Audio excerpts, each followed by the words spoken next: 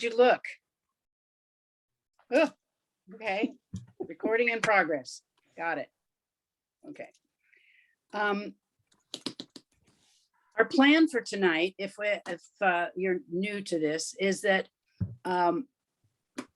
we wanted to explore the whole aspect of fakes, frauds, and forgeries in the art world, which is rampant, and much of it is unprosecuted. And so we're starting with forgeries. And if we enjoy this, maybe we'll do one on fakes, and maybe we'll do one on frauds and whatnot. So they all kind of come together. But the way we thought we would do this is divide into either 3 or 4 discussion groups or breakout rooms, and you can discuss. Hopefully most of you have seen the Netflix documentary or one similar. There have been many of them. I was just reading a big article from the Art News, and it is like the most notorious art fraud, forgery fraud in maybe New York history. So we will divide you up into discussion groups, put you into breakout rooms, and we're going to give you maybe 15 minutes to discuss. And before we do that, we're going to hear from Susan, who is our in-house expert on fakes, frauds, and forgeries from her very own painful experience. But we wanted to wait just a little bit longer to see if somebody is able to join us. So if you can just wait a second, let me see if I can design these breakout rooms. So I'm thinking 2, 3 groups. Okay, Barry, Fran, and Lisette. And I just got another person trying to get on, so I'll see if I can help them. Okay, James, Kim, and Delaney. That's Jen. Yeah. Jen Delaney, sorry. Mm-hmm. Okay. And is Bonnie Lowenthal here or? Yes. Mm-hmm. Okay, well, we get Bonnie. I think that's it. Okay, so we've got 3 groups, and we'll start with one group, Abby and John, Tamara and Lori. Another group, Barry, Fran, Lisette, and Bonnie. And what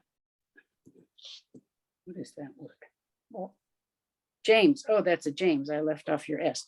James, Kim, and Jen Delaney. Holly, did I say your name? No, Holly, you're in group 3. Okay, so we've got 3 groups of 4, including John and Abby. So that's okay. Shall we go ahead? Yeah, Carol Norcross is trying to get on, but I've just sent her the instructions, so maybe she'll be able to do it, and then we'll just put her in one of the rooms. Okay, so Put her in with Jennifer Lynn. Jennifer Lynn. Where's Jennifer Lynn? Who's Jennifer Lynn? You don't have her in a room? I don't Slater's think daughter? I don't know where she went. Jennifer. Whoops. Susan, can you hear me? Yeah. Abha Pandya just said she can't get on. Oh. Don't know why. Bonnie, can you do me a favor? Tell her to go to Zoom, to join a meeting, and then to put in the meeting ID that I emailed to her just a few minutes I'll ago. try to tell her. Yeah, I'm on my phone, so I'll switch out and Oh, I'm sorry. I'll try to tell her. All right. Thank you. Well, Avalon, Yes. Jennifer Lynn is just a name, I'm not a picture on there. So. Oh, just- right. There I Okay. am.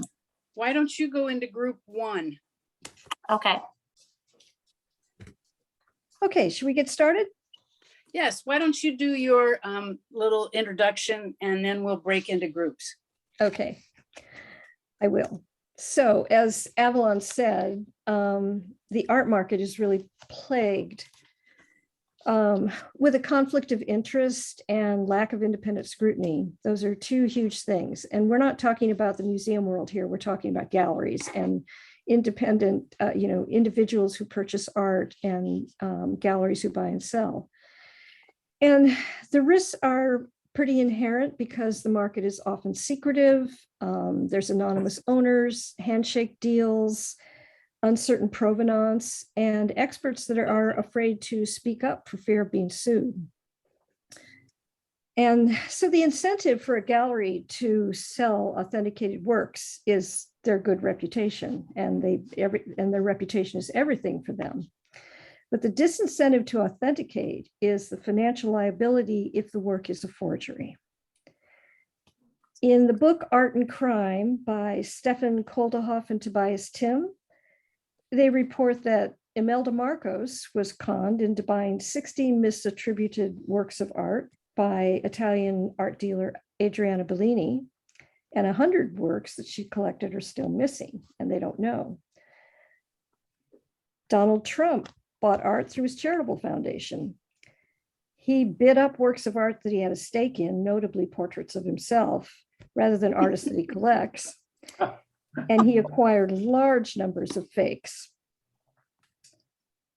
It's not unusual for art to be tied up with fraud and money laundering. In fact, it's very big in the drug world of using art for money laundering in the drug world.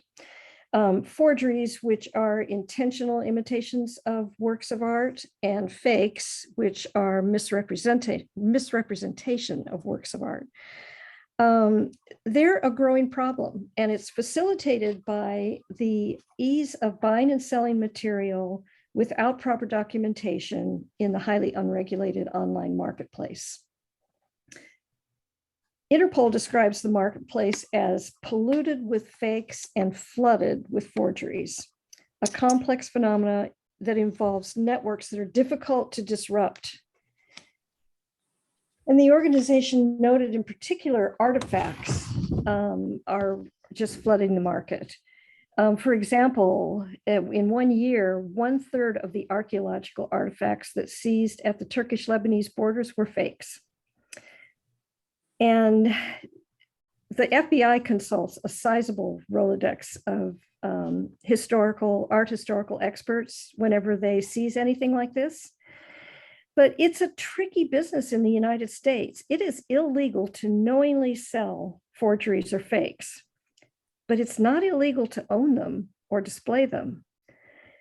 And furthermore, the FBI is legally bound to return fakes to their owners after a case is settled. So what happens is that owners may hang on to works of art for kind of a variety of reasons, anything from they didn't trust, they don't agree with the authenticator, and they feel that they're real, or they just like the art and they just want to hang on to it. And so what happens is, and then also, this is one of the wildest ones. Often universities, like Harvard University does this, they will actually hold on to the fakes and use them as teaching tools in their art department for the students to practice on. But then inevitably there's deaths and inheritances, and much of the work filters back out onto the market because whoever inherited it didn't know it was a fake. And it makes a real headache for the FBI when they're investigating, because they will see the same inauthentic works recirculating. In fact, FBI Special Agent Chris McKeough is aware of fakes that have entered the art market 4 or 5 times. And famed forger Elmer Diore, for instance, is said to have produced thousands of paintings that he passed off as the works of Modigliani, Matisse, Picasso, and others. And as he once put it, if my work hangs in a museum long enough, it becomes real. So, although I promised you, Avalon, that I wouldn't pull a PowerPoint, I really couldn't help myself because I thought it would be better to see some pictures of this next little piece that I'm going to show you. While I worked at the Getty, I saw several interesting examples of forgeries or not. This is a Renaissance style French cabinet, elaborately carved, and it was purchased in 1971 by J. Paul Getty against the advice of his curators. They thought that it was a fake from the 19th century and told him not to buy it, but he did anyway. But technology and knowledge, they change over time. And in 2001, one of the museum's decorative arts curators launched a reexamination of this piece. And through visual analysis, carbon dating, and dendrochronology in the wood, the cabinet was declared to be genuine and dated to 1580.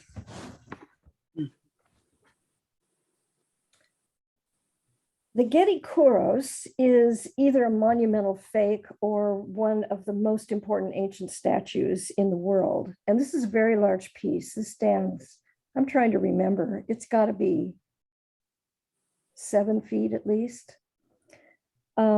It is the only Kouros of its period, and a Kouros is it's a statue of a young man. It's a very common iconography in ancient Greek and Roman art, but it's the only one that was carved from marble on the Greek island of Thasos. Now that actually is one way to authenticate it, but it also raises the question of like, why weren't there other ones carved on that island? Batteries of scientific tests were conducted, and experts from around the world were invited to the Getty before the museum, relying heavily on scientific evidence. They decided in favor of the work's authenticity, and they bought it for around $9 million.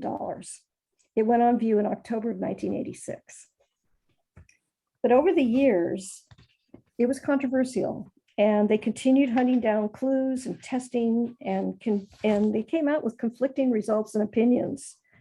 Science was proving it to be authentic, but physical, artistic, and scholarly information left many, many doubts about it. At one point, after the villa reopened, after you probably remember, after prolonged renovations, the Kouros was displayed, but with an unprecedented label next to it that acknowledged that it may or may not be a forgery. And the label read Greek, about 530 BC, or a modern forgery. The testing and investigating continued for years. And in 2018, the Kouros was actually removed from public display. Still not conclusively determined whether it was a forgery or a modern forgery or whether it was ancient, but they decided not to continue with the controversy.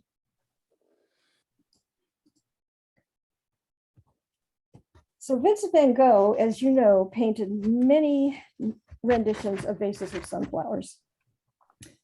And experts have long held that one particular version purchased by Yasuda of Tokyo is a fake. They rely on brush strokes, the number of petals in corresponding blooms in similar paintings, age of the paint, the framing, and the trail of ownership to determine whether it's real or not. The arguments about the provenance of the Yasuda picture were particularly complex because of the existence of so many versions of Van Gogh's sunflowers. It made it difficult to distinguish them from early records or catalog raisonnés. The different theories on the provenance of the various sunflowers were hotly debated at a symposium, a Van Gogh symposium held at the National Gallery of London. But experts failed to reach a consensus, and even the chief curator at the Van Gogh Museum, who attended the symposium, admitted that he'd heard 5 or 6 theories that seemed plausible. So he concluded that they needed to take more time and to look more closely at the arguments. But interestingly, Christie's, the auction house that sold the painting to Yasuda, maintains a firm stance on the authenticity.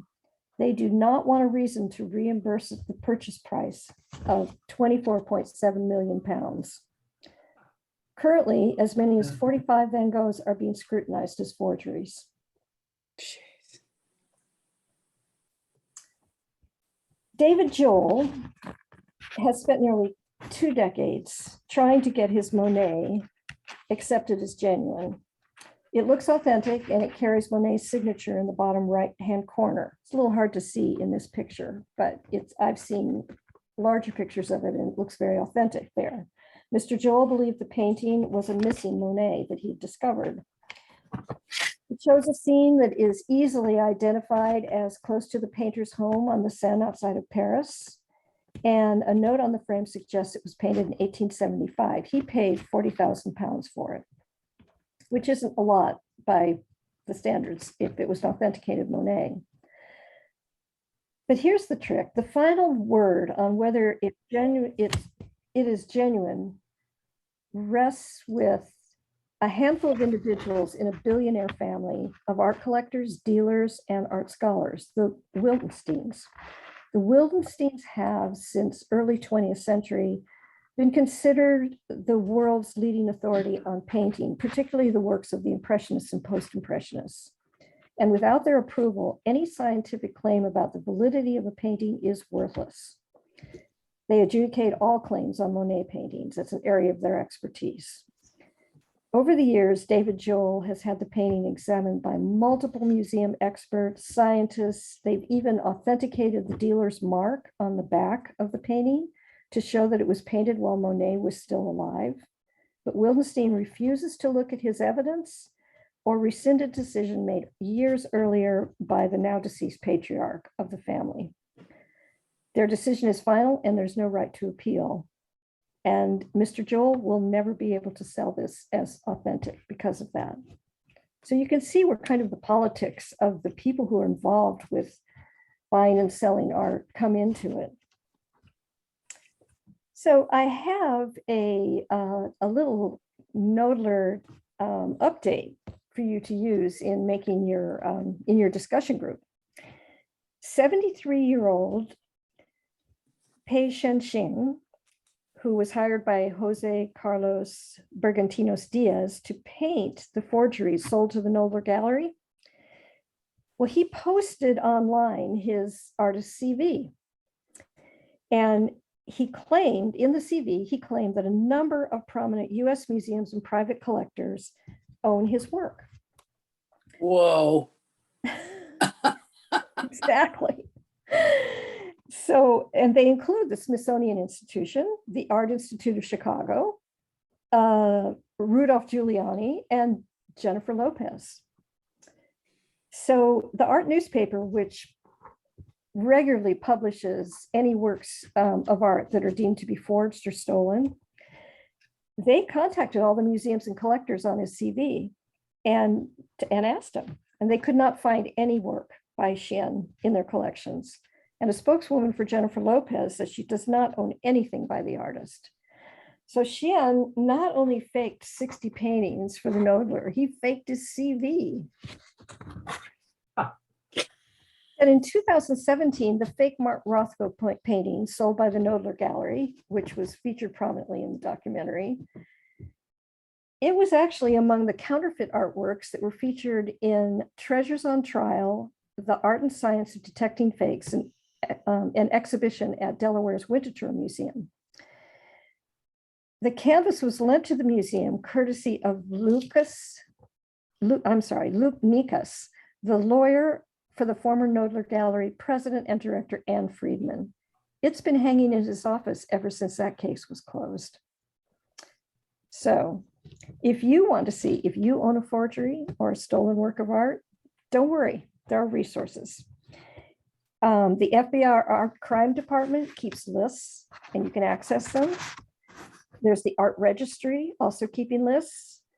IFAR, which is the International Foundation of Art Research, has an authentication research service.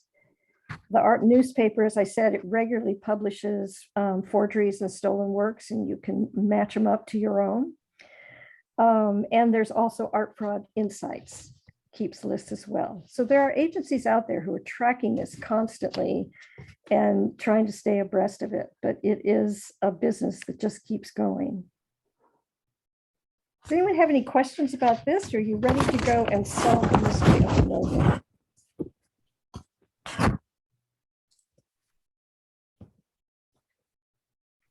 Okay, thank you, Susan. That was a great foundation for what we're going to be talking about. Our thought was that you would use your viewing guide that I hope you printed out.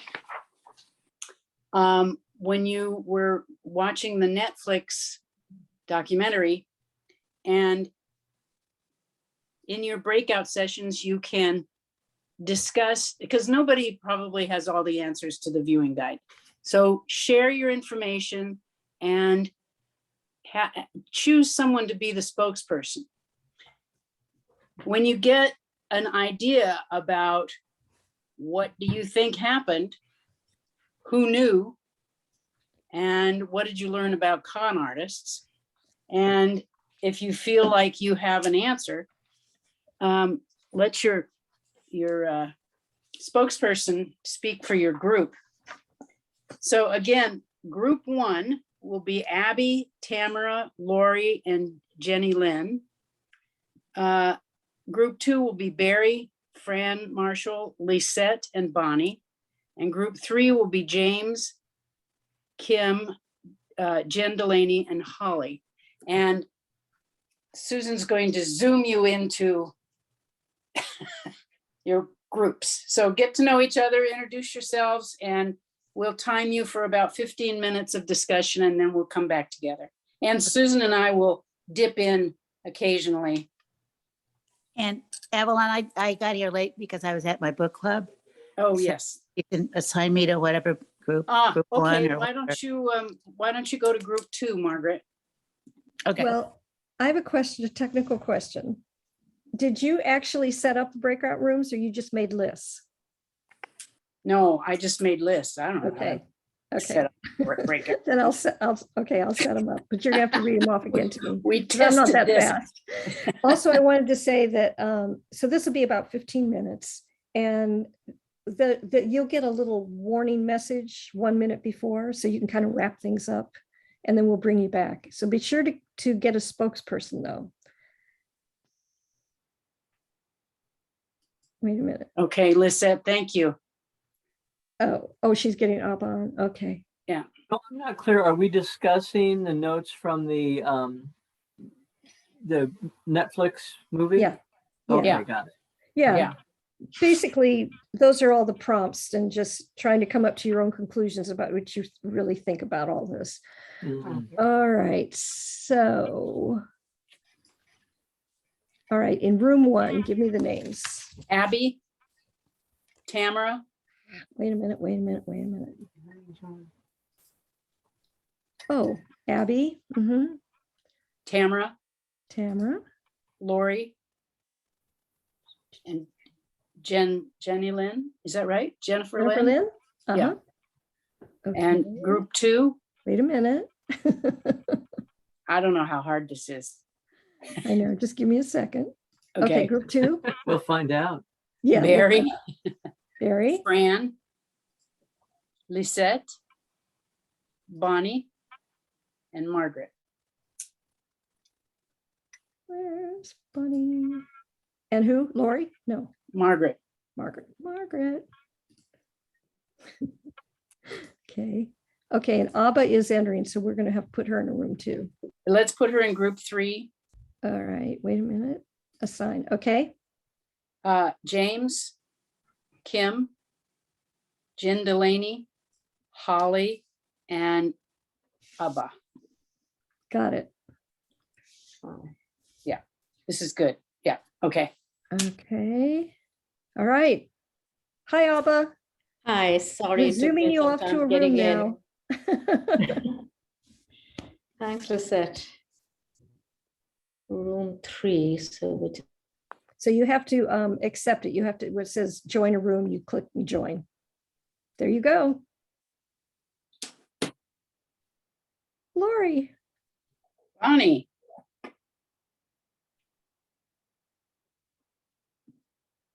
Lori, you're in group one, She's room gone. one. She's Okay. gone. Oh, no, Carol never did get in. That's too bad. Wait, let me set my timer before I do anything else.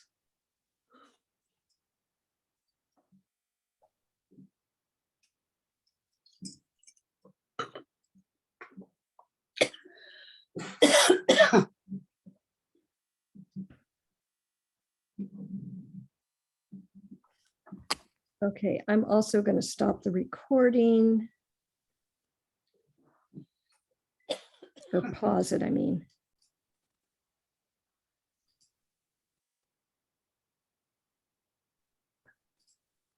Here we go. No, okay. I see. Okay, I think everyone's back. Lizette will be back in a second. Oh, yeah. She's back from the room. That's the most important thing. She's not out there in cyberspace Yeah, she was in our room. waiting for her spaceship to show up. Okay, so can everybody hear me from each of the groups? Did you decide on a spokesperson? Yes. Good, Good. okay. Let's go with group one. And who is that? Abby? That would be Who is the me, spokesperson? John. John, are you the Yep. spokesperson? Yes, I Okay, am. so can you synthesize, I was so pleased with the quality of the conversations that I dropped in on. You guys, this is great. Okay, John, you want to talk about the consensus of what you talked about? Yeah, I mean, I think, of course, it's impossible to know for a fact, but I think the consensus was that Anne probably was not in on it from the beginning, but as things began to shift and sort of fall apart, more and more red flags and problems popped up, that she sort of was backed into a corner, and instead of coming clean, she just, with some bravado, just had to say, no, this is all, it's all good. And I had no idea of any of this was happening, but it seems impossible that she could have been innocently ignorant the whole way through, possibly from the beginning, but certainly as things progressed. And as when Glorifia Rosales, the one who brought these unknown paintings, she confessed and insisted that they were authentic up until that point. Yeah. So she was a believer. Yeah, interesting. Yeah, and then as far as Anne's boss, Hammer, same kind of thing. I mean, I don't think he was as directly involved, but he was certainly happy to see things flowing. And so willful ignorance, maybe was As the. in And how money about the flowing. buyers? The buyers were willing to accept whatever story was going on. Yeah, although they seem to require some pretty good authentication. Sorry, authentication, but Anne was able to provide pretty good documents for them. So I think Yeah, most of them did pretty good due diligence. I mean, I personally haven't had to do due diligence on a $10 million painting myself, but so I don't know what that entails, but it seems like they were all pretty good about demanding documentation. And they also had, she had things authenticated, which apparently is a loaded word in this business, authenticated. Yes. By like 9 different art experts. And I didn't put down all the credentials, but Yes. she found at least 9 people that were willing to vouch for it, including Mark Rothko's son. Right. So they were seemingly very valid and good people to have on the list. Yeah, So but maybe she got caught up in it. yeah. Okay, All thank right, you. I'm going to interrupt a second. I just have to tell everyone, all my friends out here, this is my brother John and my sister-in-law Abby. Oh, okay. Mhm. Oh, I wondered who that was. Okay. That's how we got in group one. Yeah, that's how you got in group one. You owe me, Johnny boy. Okay, Av. Okay, so group two, Okay, it's Margaret. All right, we first of all decided that probably Anne didn't know for the first 2 years, but then once she knew, she was so willing to try to keep the gallery afloat, and because it had been having problems financially, that she just really drank the Kool-Aid. And in fact, she had that fake Rothko on her wall at her house because she wanted to just, maybe that was a safer place for it. I don't know, out of the realm. But the red flags we saw was that, well, we thought the go-between didn't seem that sophisticated and knowledgeable at first, and that to me was kind of a red flag. But one of our, Barry wasn't sure about that, but we felt it happened because people really wanted to believe. They were gullible, but they wanted to believe, and they were greedy in getting such a good deal. And con artists, we decided one's born every minute, and they do deserve to be in jail. But con artists have to have enough moxie and ego to pull it off. So what else do you want to know that we decided? The artists that were forged that we knew were the Rothko, Diebenhorn, and Pollock. I don't know if there are others that other people. Anyway, that's what we have to report. Barry or Lizette, jump in if there's anything else. Thank you, Margaret. You did a great job. Yeah, you're fighting. All right. On to group okay, three. so we have two who say she kind of got in over her head and then was willing Right. to suspend any disbelief because the money was rolling in, and And her she couldn't back reputation. down. She couldn't back down at that point. I Yeah. mean, But she you really- don't believe that you believe she did know at some point and that she Yes. carried it on. She wasn't Yes. just, as you say, drank the Kool-Aid. right. Okay. She didn't, at first she believed, and then after a couple of years, she knew. She had That to was know. consensus. Yeah, it seems like at some point near the end, she may have been criminally liable, even though they didn't prosecute. It would have been hard to prosecute. Yeah. Well, and the ending of this trial is very strange. They were in the middle of it, and it was rolling, and they went out for a recess or whatever they call it, and they came back in and they said, "This trial is over." Boom. And they all the parties settled. And you don't know it from what I've read. You don't know if somebody went out there and said, "You're about to lose $15 million. You're going to lose 10 million." Whatever happened, and she was never prosecuted, never charged, nothing. What I think is amazing, and I would bring up, is that she's still in the business. Yeah, Yeah. Yeah, yeah. he opened a new gallery. Go to her and buy a painting. Because there's a lot of notoriety in this. Sure. you know. Oh, it was in every new art news, everything. Yeah. Yeah. And I do Big news. Vanity Fair. It was a story.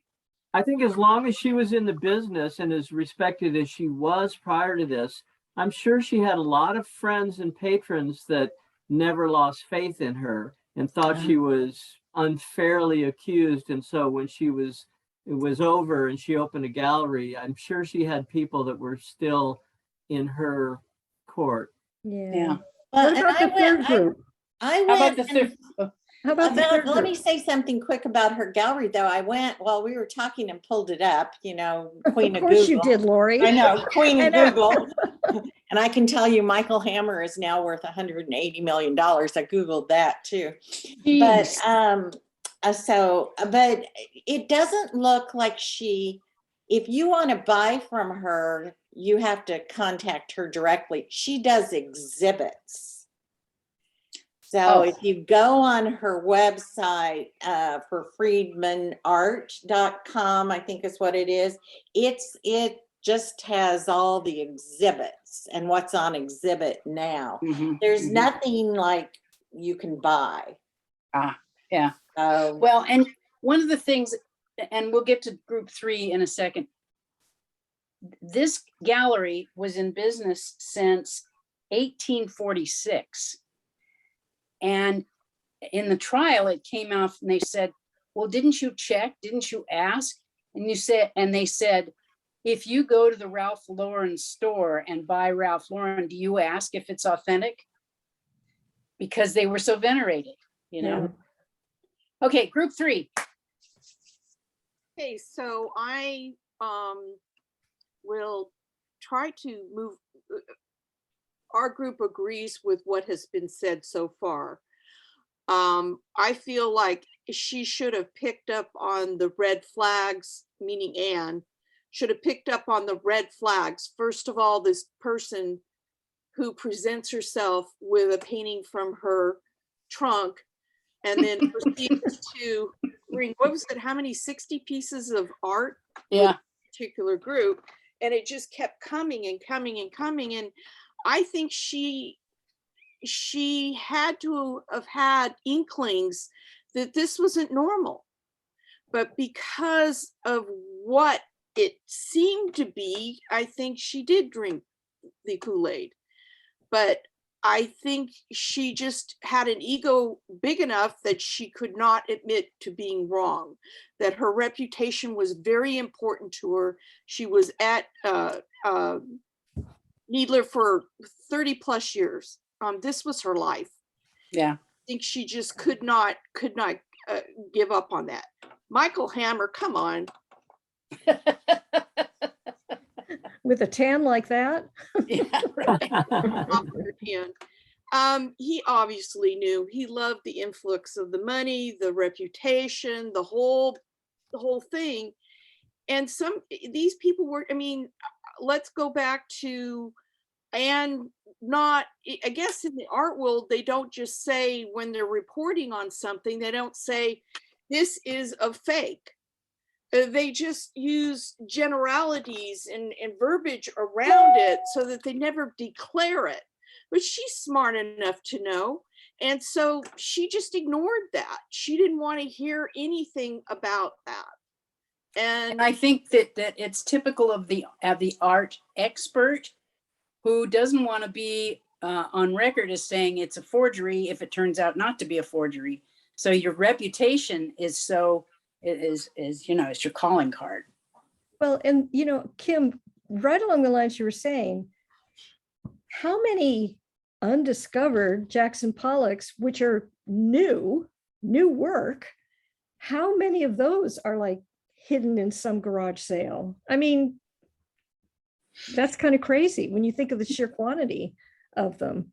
And in the not being in the catalog of Yeah. his work, I mean, none of it being there. And it just keeps flowing and it just keeps coming. And I'm sorry, but personally, and I think our group agreed that they definitely were guilty. At to where the guilt started, she should have took a gander at it right from the get-go, and should have, but she didn't. And then, like everybody else said, so we concur with that.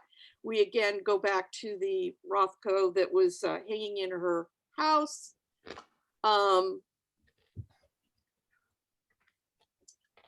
About the Rothko that was hanging in the courthouse during the trial. Oh, yeah. And all these art experts are trying to decide whether it's upside down or right side up, and it's a fake. So they're arguing. Ask the real artist in China. Yeah. Yeah. Which way could we contact him? Which way is this supposed to go? Yeah. And that's the one that was in the exhibition at the Winterthur Museum. Oh, Ah, God. wow. So wonder which way they have put it up. Susan, I have a question. So is it common with these artists to have their works, the Bible they called it in the show, to have some of them or many of them missing? No, it's not really common. I mean, well, I can't say a complete no to that because there's a lot of, a lot of times an artist will make a painting and they're not really happy with it. And they just like stick it under the bed and then they bring it out later, they gesso over it and they paint another one on it. Okay. I mean, it happens all the time. Painting is a practice. Mhm. As any of you who paint, the more you do it, the better you get at it. So there's a lot of that going on. In fact, there's a really funny, I find it funny, a situation going on where the artist Lucian Freud, All right. he his gal now I still can't wrap my brain around how they got their hands on this and did it, but his gallery sold an unfinished painting that he had done. And he was furious about it. And the person who bought it would not return it. And so he refused to authenticate it. Oh my gosh. And he's a living artist, so he can do that. He can just say, I didn't paint that, it's not mine. And then it's worth nothing. Yeah. Yeah. A little spite going on there. So final thoughts, anybody? You don't have to be the spokesperson, just if you have something you want to add. Well, a point I made in our group is greed. It's so incredibly powerful. And, in this time, we have a lot of evidence of that, including like that Netflix show Inventing Anna. But that I find is what's so disturbing, that people will forego amazing careers and, I don't know, education, things they've attained in their life just to own something and attain wealth, and they become blind to everything. And I don't know, it's been going on since time began. Yeah. It fascinates me. Too much money in there. Well, I think the it's time ego to wrap this. surpasses the love of the art there. And they love having that piece of art more than they love the art. Right, exactly. Yeah. And Yeah. that's sad. Well, thank you all you guys are great. This discussion was just fascinating. What a Thank fun you. idea. Wonderful. Thank you for putting it together. I would love to Yes. have one about the art thefts from the museums. We're thinking if- about putting one together on that. Yeah. Yeah. Mhm. In would be- real time, not on Zoom. Everybody's going to have to get together. Yeah. We'll see. But we just did for our book club. We were outside. So yeah, it was nice. But Great. you guys did such a bang up job with all these questions and the study Yeah. guide. Thank So you so much. much. It was It great. was fun. It was very fun. A lot of fun. I totally enjoyed it. Nice to Okay. meet you all. All right. you. Have a good Thanks for evening. participating. Thank you. Thank you Carl, all. please. Bye. Bye. Lisette? Look at on here.